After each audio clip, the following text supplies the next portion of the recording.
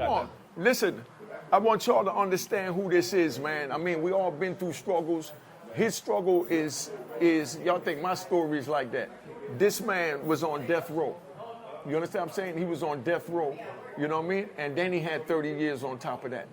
You understand what I'm saying? And since he's been in prison, all you heard about is how he held it down in different scenarios and things that he got in. He went at it, you know what I mean, with the Latin Kings on the island, the police in Atlanta. You understand what I'm saying? And look what he turned out to today. When I had an issue when I was all the way in Lone Park, I sent the kite to him all the way in Colorado that he wanted to have taken care of. Because people don't understand that we get word first in here. Now, anything you want to ask about how it work in the prison with a big homie, this is the big homie that any compound you go on, the first thing they say is, you know Big Lou Sims? You know what I mean? You know Homicide Lou? You know what I mean? Because everybody from every car know him, he's respected. You know what I mean? And you see how he is, man. You know what I mean? So I gave you a synopsis. He's my kind of guy, actually. Yeah, like exactly. I gave a synopsis on him. So what would you like to know? My kind of guy. Well, Homicide Lou, that's a crazy nickname. I mean, do you downplay that nickname now? Yeah, I'm most definitely downplay that nickname. I've downplayed it ever since they gave it to me. Yeah. I come in an era where, nicknames is given by others, not given by, you know what I'm saying? These nowadays, you can name yourself, you know what I'm saying, and you ain't got to live up to it. You know? So that's where that's at. Yeah. What? When did you get that nickname? Oh man, I don't know. And who gave that to you? I would like to say the streets, but I wasn't accepting it like I'm accepting it now. Like if now it's just like a he. But back then, nah, I ain't allow people to call me that. Right. You know what I'm trying to say? Right. My name is Lou Sims. That's what it is. I ain't go by that name in the jails or on the street. But exactly. That was just something that that was tagged. Now we had the party with your big brother Kike. Tell them who Kike is so that they understand, because we get ready to air the video. I gave you the sneak peek of the video. Let them know who Kike is and what he's done for you and us in Harlem so they understand who they're going to see this video of. Well, Kike, that's my big brother. Ever since I was a kid, I always had a household name in my house since I was a baby. You know what I'm saying? I'm a product of the 60s, so I didn't really feel poverty.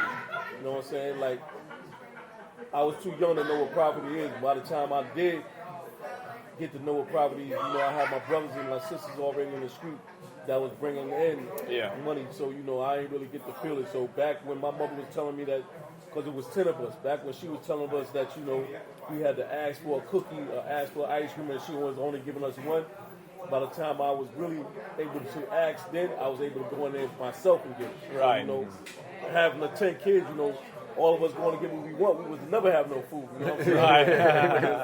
After he came along, and my other brothers and my sisters that was in the street, now we was able to, watch a bigger TV, eat better and everything, So, but the first lesson was taught by him was like, yo, whatever you do, I'm trying to say, make sure you check for family first. So that was family first. So when I first hit the street, most definitely I checked for family first, But I got to say this, like my teenage years, even though before I left, I had money and I could have got out the game. Yeah.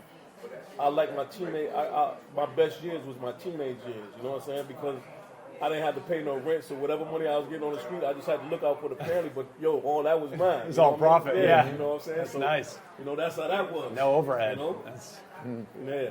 So you were really born into the street, like all your older brothers and sisters hustling already. It's not like, I'm not gonna say I was a product of the street, but but basically, back then, like from the 60s and the 70s, it wasn't like a promising that you was gonna go to be an NBA player or something like that, because you gotta realize back then they wasn't making a lot of money back then over the street dudes. So we looked up to the street dudes back then. You know what I'm saying? Right. Because nowadays you don't see a lot of Rolls Royces and Mercedes and shit, stuff like that. You know what I'm saying? Up in Harlem.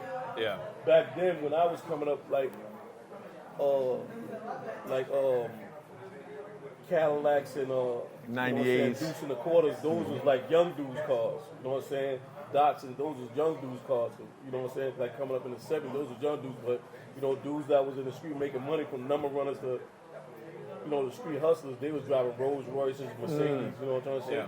stuff like that. Yeah, NBA players in the 70s, or professional athletes, they'd have summer jobs. Literally, they didn't make enough money. They'd be making like 40 grand a but year. I mean, it was good money for them at that time. Right. You know what I'm saying? But if not you like look at selling what they was heroin, making, you know what I'm saying? Mm-hmm. You know, if they come to a party, you know, it ain't like they buying the bar. You know what I'm saying? Right. We buying the bar. Yeah. You know? So you obviously naturally looked up to them. Right. You know. That's pretty incredible. Yeah. So what year did you first hit the street? Because the other day you was telling that I like the story how you was telling it about what you said to Kite. You know what I mean? And what he told you. I think as far as back I can remember was the blackout. It was like I think that was like the '77. You know, I remember the music back then, Trans Europe Express, stuff like that, and the floaters. You know, float on, that joint right there. That's when I really started being in the street. You know. But you said something about you asked Kike at 10 years old for something when he told you, you know. Nah, but see, like I said, everything was there. You know what I'm trying to say? On the weekend, my grandmother, even though my grandmother was like the only person that worked in the household, at the same time, on the weekend, we had other family members that came on, the other people that came to our house on the weekend, so they used to sell bootleg liquor and play card games. So that was like, you know what I'm trying to say? That was like the money. So when it came to, you know, drugs and having guns, that was in the house already. So you know what I'm trying to say? Like, when, you know, so the first thing, Kite was like, you know, he used to look out for me, buy me clothes, or you know what I'm saying? But you got to remember, the clothes that he used to buy me, they wasn't the clothes that you would put a kid in. Exactly. You know what I'm saying? Yeah, that was the Laytons and AJ Lester. He wouldn't take me to like a kid's store. He'd take me to AJ Lester's. And me being a small person at that size, you have my pockets touching the back after they stitched me up and everything. You know what I'm saying? Yeah. So, you know, it was like, you know, they took me to adult stores, so I was always in adult clothes. You know what I'm saying? The shoes the sneakers and the shoes that I was wearing, until I grew into them, I was putting tissue in them, because that's the type of stores that he took me to the same stores that he shopped in. Yeah. You know what I mean? Wow, You know? that's a very unique way to grow up. You know, being surrounded by people with money and taste at a young age. You know, So they ain't even bothered. Like, I ain't never get a taste to go to the kids stores unless it was with my mother or somebody like that. Other than Thank you. Appreciate it. When dealing with him, it was like, you know, you go in the same store I go to. If they don't fit you, we're gonna tailor it to fit you. You know what I mean? It's like that. You know? At what age are you at this time? I think I was 12 in '77. Yeah, I was like 12. I remember it because it was the blackout. Everybody remember that blackout. I've When heard- the lights I've- went out in New York I City. saw a documentary on it. Yeah. That's incredible. So do you guys, I mean, like, was crime going crazy? Like, what happened? Or were people staying inside in fear? Like, what was... All I remember, we had shoes that was the same that was on that only fit one side of the feet. So whoever stole them, they must have sold two left foots. You know what I'm saying? So they couldn't be sold. I remember, you know, boxes of everything, like, you know what I'm saying? You know what I'm saying? Being in the house, you know, even like cornflakes and all that, we had plenty of it at that time. You know? Yeah. So you know, because Unique mentioned, you know, the fact that you were able to beat a death row case. Was it a conviction that got overturned? Yeah, I got convicted. I mean, I got railroaded though. What happened was in my case, like, I was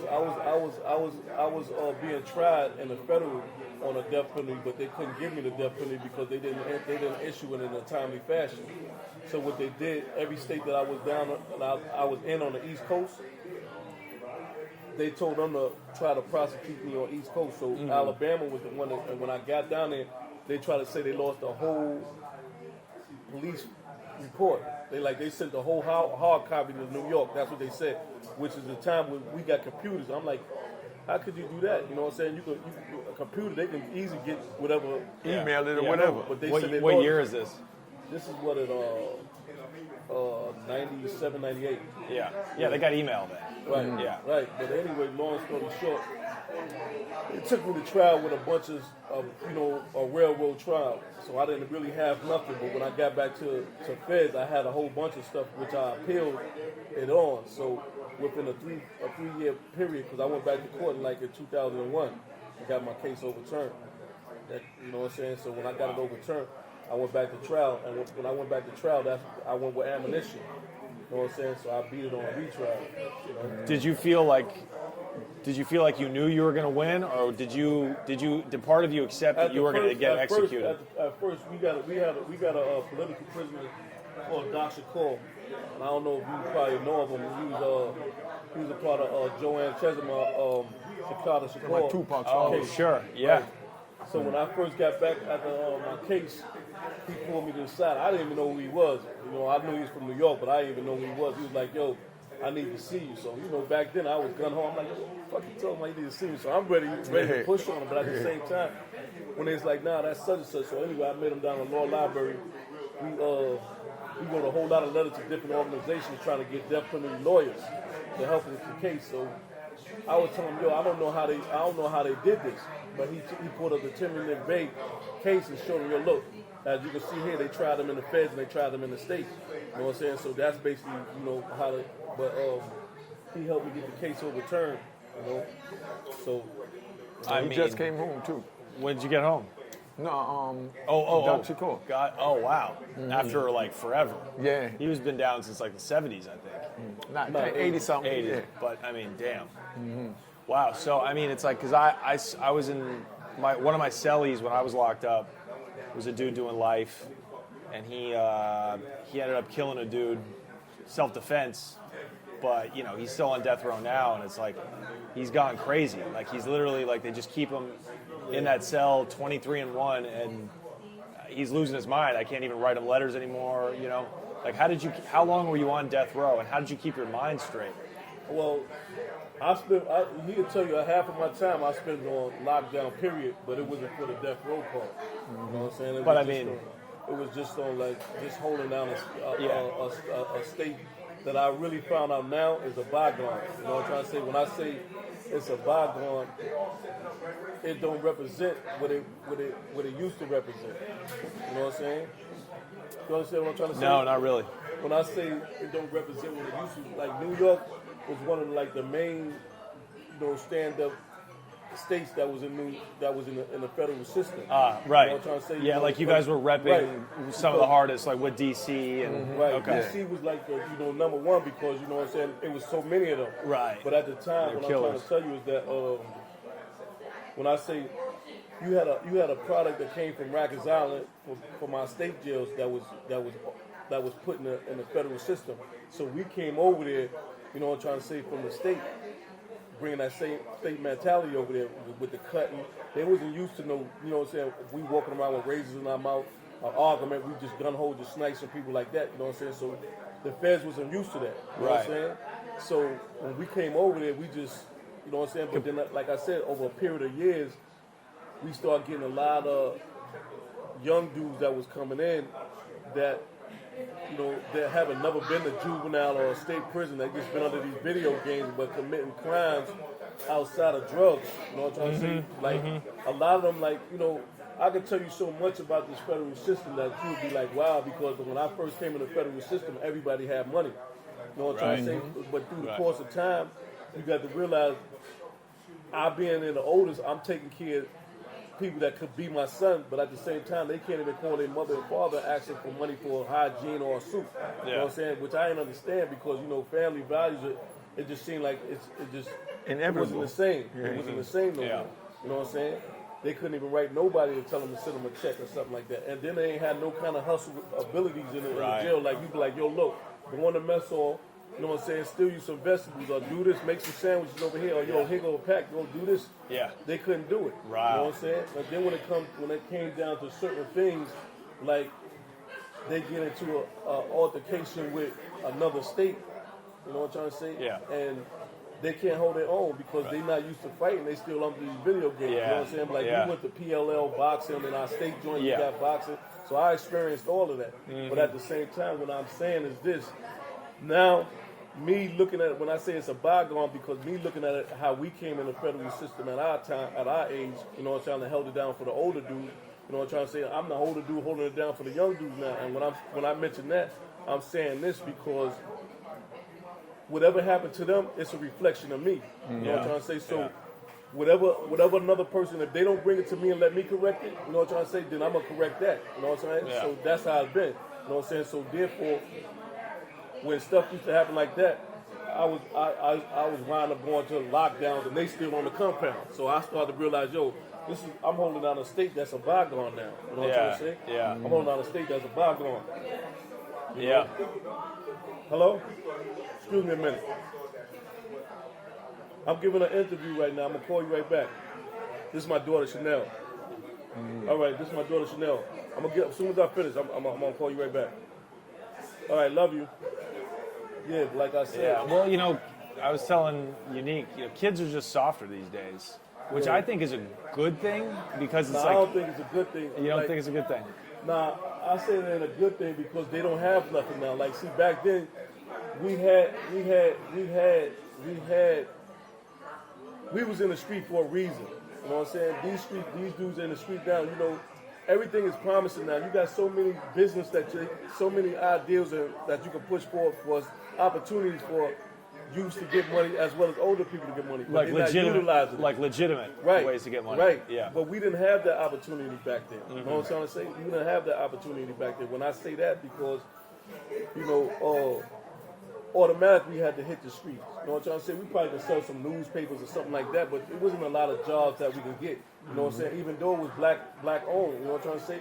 Back then, Harlem was black owned, you know what I'm saying? But a lot of times, like me and Tone had sat down to talk, and I was telling him, I never really cared too much about politicians, you know what I'm saying? Because I seen how politicians from a kid, how they came in and misused us as a people, you know what I'm trying to say? From, you got Charles Rango and all them, you know what I'm trying to say, that's still in high positions, but I witnessed them misuse us. Like, we coming up in Harlem, you have millionaires, you know what I'm trying to say? People turn a millionaire 30 to 60 days, turn a millionaire. And a lot of property in Harlem, period, was tore down. You know what I'm saying? A lot of abandoned. So they used to have buildings that, you know what I'm saying, you could buy or they could be tore down. So a lot of these dudes that was getting money back then, they was buying these properties, you know what I'm trying to say? And Charles Rango knew that they was buying these properties because they put it there. You buy this building for $1, we give you this amount of time to fix it up. When you fix it up, it's yours. You know what I'm trying to say? But they invested these monies, hundreds of thousands of dollars in these buildings.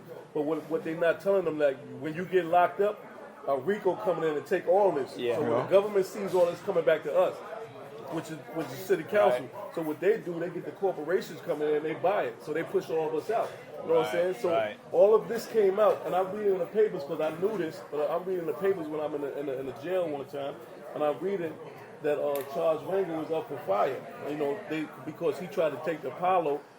He tried to get the corporation wanted to take the Apollo, tear it down, build a big building there, and put the Apollo back inside it. But that's a landmark. Leave it where it's at. That's what the Harlem. So already you have already took all the moms and pops stores that have been in generations. So now you saying that's create jobs. You know what I'm saying? So it's understandable y'all created that law for that. But now y'all trying to take monuments down. So now when they finally get him under investigation, a whole lot of stuff I found out, like he misusing funds and all that. So I'm like, wow. Right. So he knew all this back then what he was doing. You know what I'm trying to say? We're gonna fix up Harlem. We're going to also tear down the people that's fix up Harlem, and we're going to fix up Harlem, but we're going to get the big corporations to come in and buy up Harlem. Right. So now, we sitting here, we ain't got nowhere to go. You know what I'm trying to say? We got very few. I come back 27 years later, I don't know nobody. You know what I'm trying to say? I know a few people that took over the apartments, but everybody that would have been there, like when I did my first bid, I came back, everybody was still there. You know what I'm saying? I come back 27 years, ain't nobody here. Right. You know what I'm saying? Right. So it's all corporation is owned now. So so when I look at a lot of this now, you know what I'm saying, even though I don't stay in the States no more because I like the way they fix the city up, but I don't like the vibes that's here now. Right. Because I can't go to a block and be like, yo, what we talking about, where we going at, what store we going to buy some clothes. We can't do that now. We don't do that now. So when I go in the block now, the little people, the young people that I do know, all they doing is drinking and smoking. Right. It ain't about nothing. There's no money. So, There's no money being made. So that's why any establishments like this, I try to help them and support it. Yeah. I'm trying to say even him, this dude right here that try to put me on the camera all the time, knowing that I'm shy of the camera. You ain't shy. You ain't never been shy, scared of nothing since I know you. I got one more fight in me. I don't know which one I'm saving that for, man. But it might have to be you, man. You already know, old school, you got to pop off fast when they hit you with that. Yeah, right? You Well, know? hey, you did a good job for being a shy guy. That was a good interview, man. Yeah. That was deep. That was But prophetic. anyway, I can help y'all. You already know I'm here, man. You know, so Appreciate it, man. if you need me sometime in the future, I got you, baby. Mr. Lou, thank know? you so much. Appreciate you, already know. family. Hey, yo. All right. My man. You already Big know. Brian, can't forget the cameraman, you know, the brains behind the Hey, yo, let me organization. shout out my little 40 Wolf. Come on, There you go. Come on, get on the camera. There you one go. more time, man. There you go. I've heard about the They 40 got the new Wolves. Harlem. There you You go. heard about the 40 All right. Oh, yeah, I told him about you. I let him know what you is. Cheers, cheers, toast the crime, toast the crime, the crime, the crime, the crime.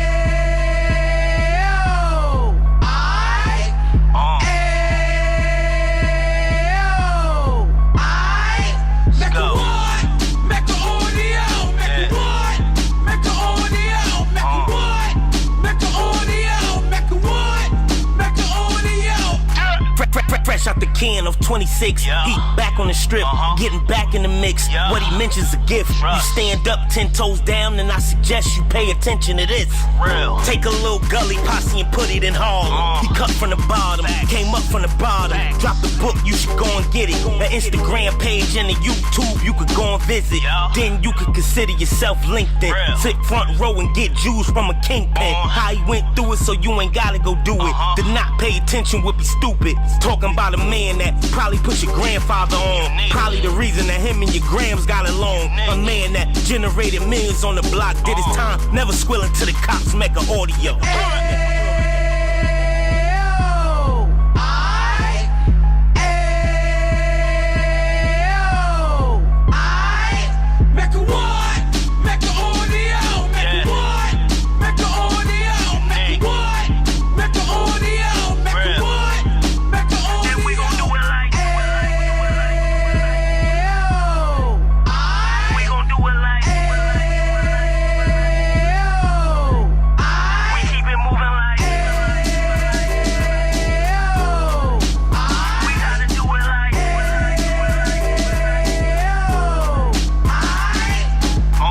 Get it live like 2 G's in the 90s. Drop top beamer so shiny. I let shorty go, she was whining.